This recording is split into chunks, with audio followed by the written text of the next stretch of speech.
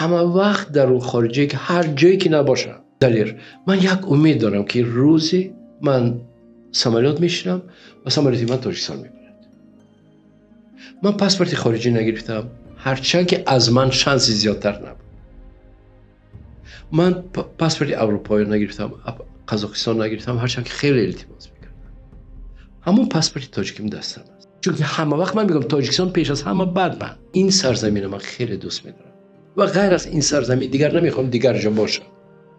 نمیخوام در قزاقستان میخوام کار کنم، در اروپا میخوام کار کنم، در تالین میخوام کار کنم، در ریگا میخوام کار کنم.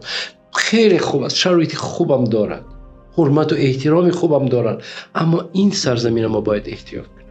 اما برای این سرزمین احتیاط کردن و رشد دادن و احیا کردن دلیر، ما باید حتما دانش داشته باشیم. ما باید حتما پیش از همه با کتاب رو آوریم، با دانش رو آوریم، با حرمت همدیگر رو دانیم دلیر و خیلی حرمت کنیم این زمینه، چون دیگر زمین نداریم. فرهنگمون رو برداریم و هم رو آوریم، تاریخمون رو دانیم، تاریخ امروزمون رو دانیم و چی میشد با این مملکت پگاه. مثلا پگاه چی میخواهیم نداریم دلیر، ما پگاه چی میخواهیم نداریم. ملت ایده ندارد، فهمی؟ ملت ایده ندارد.